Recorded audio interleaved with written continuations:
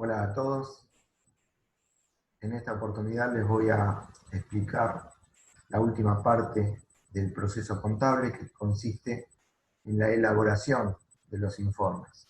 Bueno, para eso vamos a ver una presentación y vamos a hacer un pequeño resumen. Habíamos visto que el proceso contable comenzaba con una operación económica, un hecho, una compra, una venta, un alquiler, un depósito de un cheque en la cuenta corriente. Cualquier hecho económico tiene que ser anotado. Esta registración se va a hacer en un libro obligatorio llamado diario. La anotación se hace por intermedio de cuentas utilizando el sistema de partida doble. Cada anotación consta de dos partes, una deudora y otra acreedora, que tienen que ser equivalentes entre sí. Estas anotaciones se van produciendo en forma cronológica, a medida que van apareciendo. Esta información que se registra en el libro diario en forma desordenada, se va a ordenar en otro libro llamado mayor, que en este caso no es obligatorio, pero es fundamental, el mayor. Acá la información va a quedar ordenada cuenta por cuenta. Cada cuenta entonces va a tener sus movimientos propios, sus anotaciones en el debe, en el haber, su débito, su crédito y su saldo. Con esta información que se tiene en el libro mayor se podrían elaborar los informes. Pero, previamente a esto, cuando termina un ejercicio económico, se efectúa otra operación llamada inventario. El inventario es un relevamiento y valorización de todos los bienes, todos los derechos y todas las deudas que tiene la empresa en ese momento, al concluir el ejercicio económico. Esta fuente de información va a permitir realizar ajustes en el libro diario. Se hacen anotaciones, asientos, donde se van a registrar las diferencias que hayan entre la información real surgida del inventario y la registración histórica anotada en el libro mayor. Si no hay concordancia, entonces se hacen los ajustes en el libro diario, se traspasan al mayor y así cada cuenta del mayor queda actualizada a la realidad.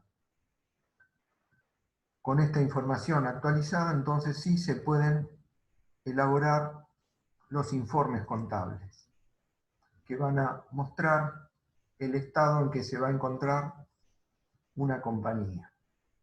Bueno, los informes contables más importantes son el balance general y el estado de resultados. Para poder elaborarlos, previamente se completa lo que se llama la planilla de trabajo, o burdamente, balance de 12 columnas. Lo que nosotros habíamos visto de esta planilla de trabajo era la primera parte, hasta la columna saldos. Y a esta parte la habíamos llamado balance de comprobación o balance de sumas y saldos. Entonces, para completar la planilla se encolumnan todas las cuentas en la primera columna, una por una. En la segunda columna, titulada sumas, se va a registrar el débito y el crédito de cada cuenta. Y en la siguiente columna, el saldo que le corresponde, que puede ser deudor, acreedor o nulo. Se hace la comprobación, el total de lo registrado en la columna débitos tiene que ser coincidente con el total de lo registrado en la columna créditos, y también tienen que coincidir los totales de la columna saldo deudor con los totales de la columna saldo acreedor. Con este balance de comprobación es lo que ya habíamos visto en videos anteriores. Bueno, a esta planilla de trabajo se agrega una nueva columna llamada ajustes, que va a surgir la información en su mayor parte del inventario. Como dijimos, se hace un recuento de todos los bienes, derechos y deudas, pero también esta columna se va a nutrir de ajustes que se hacen por la culminación del ejercicio económico, de que no tienen que ver con el inventario.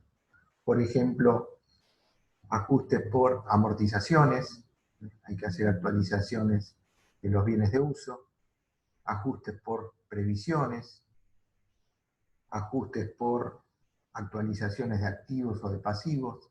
Por ejemplo, si la empresa había comprado en un momento moneda extranjera, hay que hacer una actualización teniendo en cuenta la cotización del día.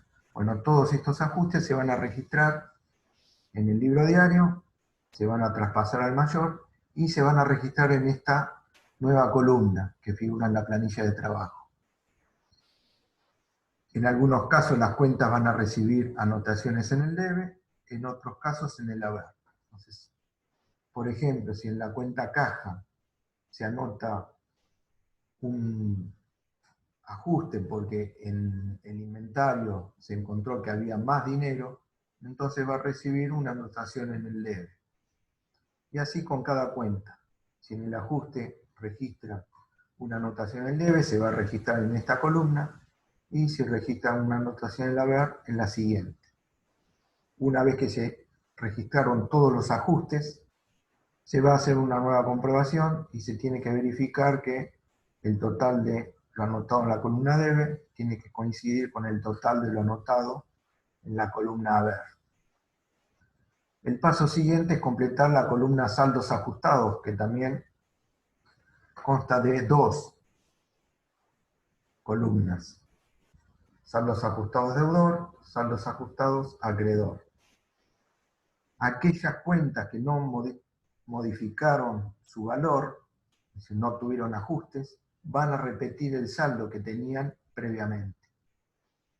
Entonces acá en la columna ajuste va a haber nada anotado, una rayita horizontal, y se repite el saldo que tenían previamente. Si era deudor en la columna saldo ajustado deudor, si era acreedor en la columna saldo ajustado acreedor. Y en caso de recibir ajustes, se va a modificar el saldo anterior y vamos a tener un nuevo saldo ajustado, que lo vamos a registrar donde corresponde. Una vez completados los saldos ajustados, tenemos los saldos actualizados de todas las cuentas, se va a hacer una nueva verificación. Se suman los totales de la columna saldo ajustado deudor y los totales de la columna saldo ajustado acreedor. Tiene que haber coincidencia entre estos dos valores también. El último llenado de la planilla de trabajo va a corresponder a la implementación de dos columnas, estado patrimonial y estado de resultados. Y para esto, lo que vamos a hacer es una clasificación de las cuentas. Vamos a ir ubicando a cada cuenta en una de estas cuatro columnas, de acuerdo al tipo que se trate. Por ejemplo, la cuenta caja es de activo, se va a anotar su saldo en la columna activo. La cuenta proveedores, por ejemplo, es de pasivo, se va a anotar su saldo en la columna pasivo. La cuenta ventas es de ingresos, se va a anotar su saldo en la columna ingresos. Entonces, cada una de las cuentas va a registrar su saldo en una sola de estas últimas cuatro columnas. En el activo, en el pasivo patrimonio neto, en la columna egresos o en la columna ingresos. Y se van a ir completando así cuenta por cuenta. Por ejemplo, las que son regularizadoras, como puede ser previsiones para deudores incobrables, que es una regularizadora del activo, se va a anotar en la columna activo, pero entre paréntesis o con signo negativo. Si fuese regularizadora del pasivo, se van a anotar en la columna pasivo patrimonio neto, pero también entre paréntesis o con signo negativo. Una vez que completamos estas últimas cuatro columnas, clasificando a cada una de las cuentas, se hace la última verificación. Y en este caso, la comprobación va a ser entre diferencias de cuentas. Entonces se suma todo lo anotado en el activo y se resta el total de todo lo anotado en el pasivo patrimonio neto. Se suma el total de lo anotado en la columna ingresos y se resta el total de lo registrado en la columna egresos. Y acá tiene que haber igualdad entre estas diferencias. Entonces, el activo menos el pasivo patrimonio neto tiene que coincidir con la diferencia entre ingresos y egresos. Esta diferencia es el resultado del ejercicio. Entonces, con esta planilla de trabajo ya podemos anticipar lo que ganó o lo que perdió la empresa. La diferencia entre ingresos y egresos nos da ese dato. En esta planilla de trabajo va a ser fundamental para poder cumplimentar los informes contables. Vamos a ver entonces los dos principales: balance general y estado de resultados. Comenzamos con el balance general, que también es designado balance de presentación. Estos son los nombres más comunes, o estado de situación patrimonial, pero el nombre que más se utiliza es balance general. Este balance general va a mostrar en forma condensada, en forma bien resumida, la información de la empresa, de su activo, de su pasivo y de su patrimonio neto. El balance general entonces está dividido en tres partes: activo, pasivo y patrimonio neto. Acá vamos a mostrar el modo de presentación en forma de balanza, como está acá mostrado. Por un lado el activo, en una columna, y en otra columna el pasivo y el patrimonio neto, mostrando que ambas partes son equivalentes. Todo el activo es equivalente a la suma del pasivo y patrimonio neto. Todo lo que tiene la empresa o le deben, que es el activo, es coincidente con todo lo que ella debe. A terceros, el pasivo, o a los dueños, el patrimonio neto. Otra forma de presentación que se utiliza más asiduamente en la actualidad es en forma vertical. El activo y abajo el pasivo, y abajo del pasivo el patrimonio neto. Esta forma vertical de presentación es práctica, ya que permite mostrar varios ejercicios económicos.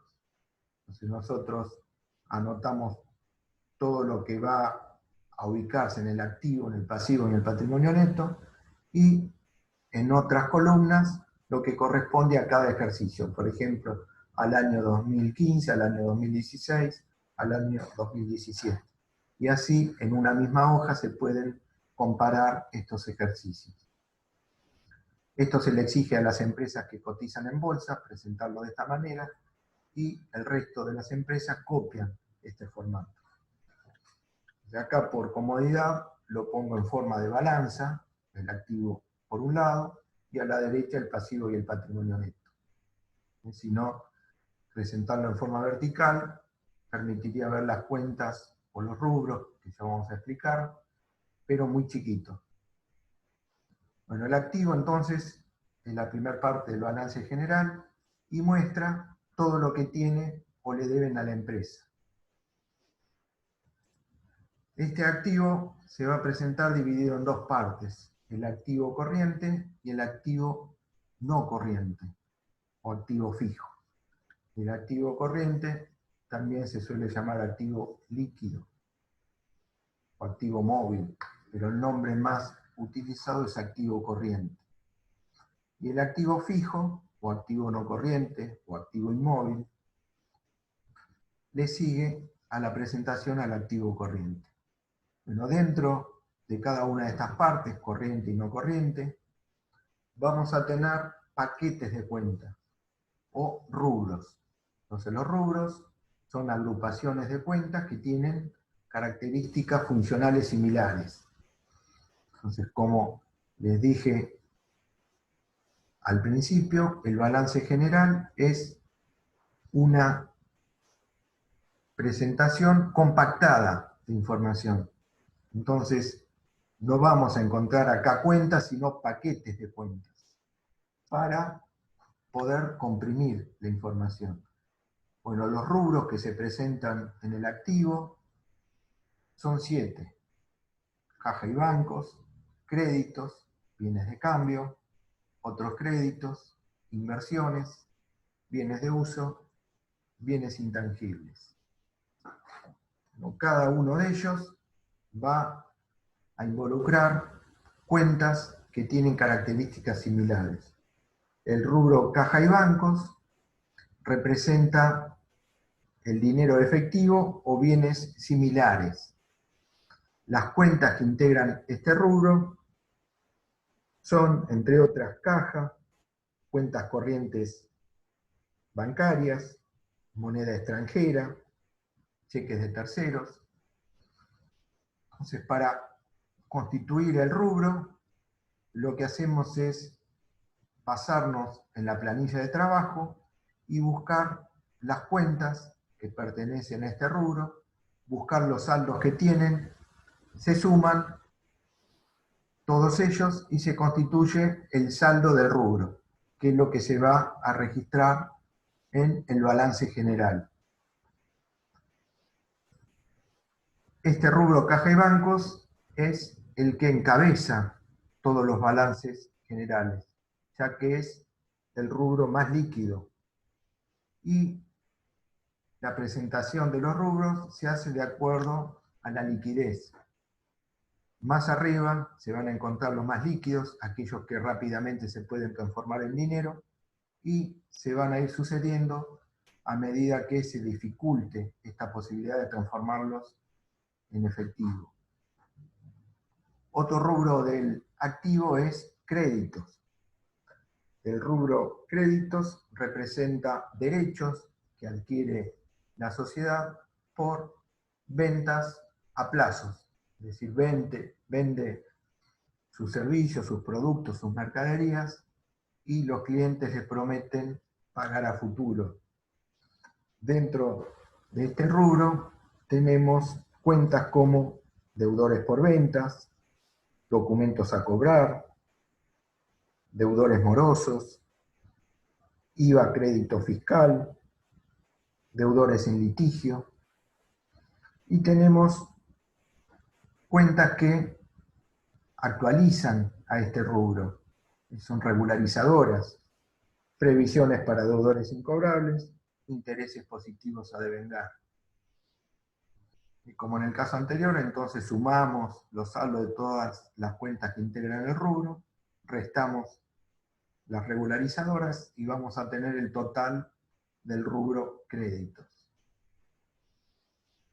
Otro rubro del activo es bienes de cambio. Bienes de cambio representa a los elementos que la empresa adquiere para luego vender, en algunos casos modificándolos y en otros tal cual los compró. Dentro de este rubro podemos encontrar cuentas como materias primas, mercaderías, productos elaborados, subproductos. Otro rubro perteneciente al activo es otros créditos. Otros créditos son derechos adquiridos por la sociedad y que no son los que surgen de las ventas habituales y que son los que englobamos en el rubro crédito. Dentro de otros créditos tenemos cuentas como socio P, cuenta aporte, accionistas, anticipos a proveedores, alquileres pagados por adelantado, deudores varios, anticipos de sueldos, y cualquier otro derecho que no sea el que surge de vender a crédito. Otro rubro del activo es inversiones. Inversiones son colocaciones que hace la empresa que no tienen que ver con su actividad normal y que pretenden obtener un beneficio económico. Dentro del rubro de inversiones podemos tener cuentas como Banco Q, plazo fijo, fondos comunes de inversión, títulos y acciones de otras empresas, bonos del Estado, inmuebles en alquiler, de todo aquello que no tiene que ver con la empresa, pero que pretende obtener una ganancia. Otro rubro del activo es bienes de uso. Los bienes de uso son aquellos bienes que la empresa adquirió y que van a ser fundamentales para su marcha, para poder llevar a cabo la función que cumple. También son llamados estos bienes, bienes de capital o bienes fijos. Entre ellos tenemos maquinarias, instalaciones, inmuebles, equipos de computación, rodados, etc. Todas estas cuentas que recién mencioné se actualizan con cuentas regularizadoras como amortizaciones acumuladas de rodados, amortizaciones acumuladas de maquinarias, y así con cada tipo. Y el último rubro que encontramos en el activo es bienes intangibles. Los bienes intangibles están constituidos por bienes que no tienen naturaleza física, es decir, que no son palpables, que no son tangibles. Y dentro de estos tenemos dos categorías. Gastos, cuyo cargo a resultado se difiere a otros ejercicios, es decir, que estos gastos no se anotan directamente en un ejercicio, sino que se van a transferir a ejercicios siguientes. Por ejemplo, gastos de organización, gastos en investigación y desarrollo. Y el otro tipo de elemento que entra en bienes intangibles son derechos adquiridos por la empresa para explotaciones que se van a utilizar en varios ejercicios. Por ejemplo, franquicias, patentes, marcas, entre otros. Bueno, acá tenemos en el activo corriente estos 5 rubros y en el activo fijo estos 2. Lo que les aclaro es que no todas las empresas van a contar con los 7 rubros. Puede ser alguna empresa que no quiera hacer inversiones o que no las haga, el rubro de inversiones no va a aparecer. Hay alguna empresa que no tiene bienes intangibles, ese rubro no va a aparecer. Les dije que los rubros se ordenan de acuerdo a su grado de liquidez, más líquido, más arriba, encabeza cualquier balance general el rubro caja y bancos, y luego se van a suceder el resto de los rubros a medida que se complique su posibilidad de conversión a efectivo. En el activo corriente se van a ubicar los rubros que van a poder ser transformados en efectivo antes que transcurra un año desde la fecha del balance general. Esto es lo que supone la empresa. Entonces, si supone que ese rubro se va a poder convertir en dinero antes que pase un año, lo va a ubicar en el activo corriente. Y si supone que va a demandar más de un año esa transformación o directamente no se van a transformar en dinero, se ubican en el activo no corriente. Un rubro que siempre está en el activo no corriente es bienes de uso, porque son los elementos que la empresa necesita sí o sí para llevar a cabo su actividad. Entonces no los va a transformar en dinero. Si la empresa transforma en dinero sus máquinas, sus instalaciones, sus inmuebles, sus rodados, se queda con esos elementos básicos que le permiten operar y por lo tanto desaparecería. Entonces, estos elementos que no van a ser transformados en dinero se ubican en el activo no corriente o activo fijo. Y también les digo que los rubros se pueden repetir en el activo corriente y en el activo no corriente.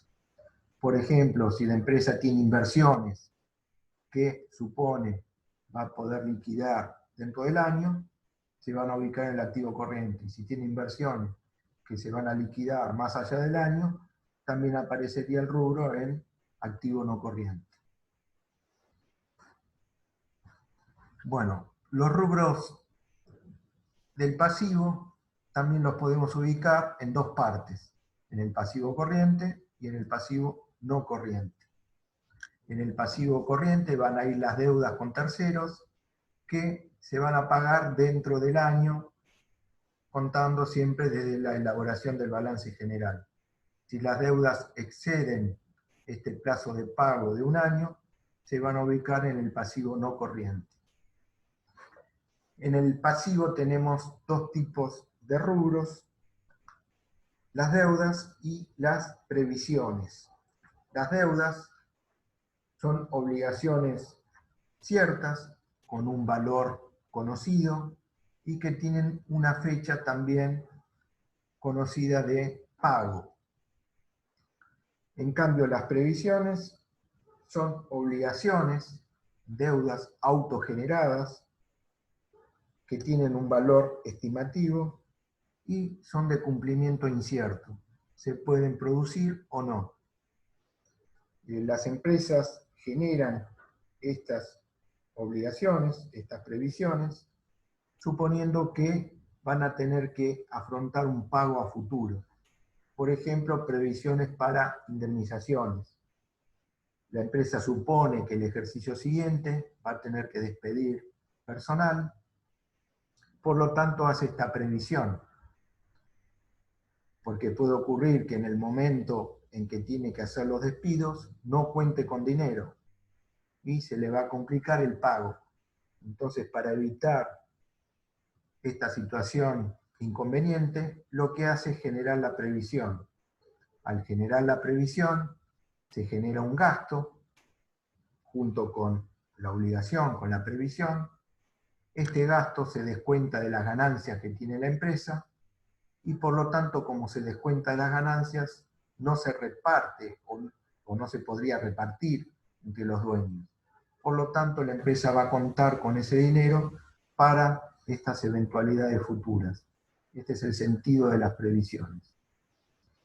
Bueno, dentro del rubro deudas, las podemos dividir en tipos. Entonces, en el pasivo van a aparecer deudas de distinto tipo. Deudas comerciales, deudas sociales, deudas impositivas, deudas bancarias.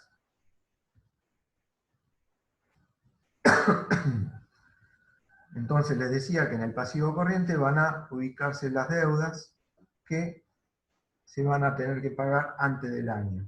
Y también el criterio acá para ubicarlas es el de exigibilidad. Las deudas que hay que cancelar anticipadamente serían las que figuran más arriba. Bueno, y la última parte del balance general corresponde al patrimonio neto. El patrimonio neto también se puede presentar con un único valor, así en forma sintética, y si no, también pueden aparecer rubros. Los rubros del patrimonio neto son dos, o también pueden ser considerados tres. Son dos y se los divide en aportes de los propietarios y resultados. Y serían tres si se dividen en aportes, reservas y ganancias. Los aportes de los propietarios, dentro de este rubro tendríamos capital, o acciones privilegiadas, acciones preferidas, depende del tipo. Y dentro del rubro resultados, que lo podemos dividir en dos, reservas y ganancias. Dentro de las reservas tendríamos estos fondos que la empresa tiene que ubicar, que pueden ser de distintos tipos, que se lo exijan, reservas legales, que lo establezca el estatuto, reservas estatutarias, o que lo decida las asambleas o las reuniones de socios, y en este caso serían reservas voluntarias. Y en los resultados vamos a tener los resultados que se van acumulando, las ganancias que no se reparten y los resultados del último ejercicio. Bien, entonces con esto tendríamos el balance general completo. Y el otro informe que también es fundamental, es el estado de resultado, también llamado estado de ingresos y egresos, u otros nombres, pero el nombre más utilizado es estado de resultados. En el estado de resultados tenemos también un informe compactado, ordenado, de todos los ingresos y todos los gastos que tuvo la empresa durante el ejercicio económico. Se puede constituir de distintas maneras este estado de resultados, depende del sistema de costeo que se lleve a cabo. Si el sistema de costeo es el llamado integral o por absorción, se va a mostrar un estado de resultados como el que les voy a mostrar ahora, que es el típico, el que más se utiliza. El estado de resultados entonces se encabeza por el total de los ingresos por venta, todo lo que se vendió durante el ejercicio. Seguidamente se resta el costo de esa venta. Si es una empresa comercial, vamos a tener costo de mercaderías vendidas. Si es una empresa industrial, costo de productos elaborados. Si es una empresa de servicios, costo de servicios. Entonces, del ingreso total por ventas restamos el costo de esas ventas, vamos a tener el resultado bruto, que generalmente es una utilidad, una ganancia. Seguidamente, a este resultado bruto se le van a deducir 3 paquetes de gastos. Gastos operativos, gastos de comercialización y gastos de financiación. Los gastos operativos son los que tienen que ver con la operación normal de la compañía. Acá tendríamos gastos de mantenimiento, impuestos, alquileres, todo lo que tiene que ver con los costos con la operatoria normal de la empresa habitual. Dentro de los gastos de comercialización tenemos los que tienen que ver con la distribución del producto.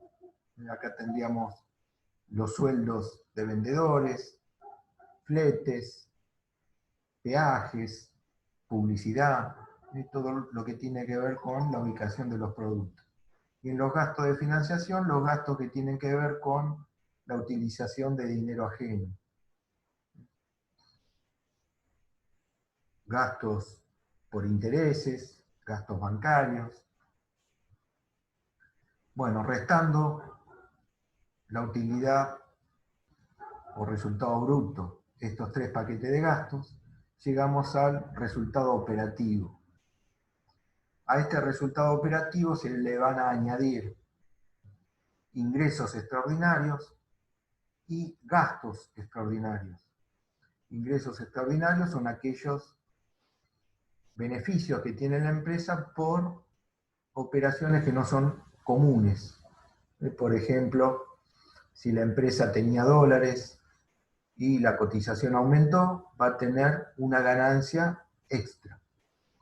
O si vende un bien, el ingreso por ese bien va a ubicarse en este tipo de ingreso extraordinario.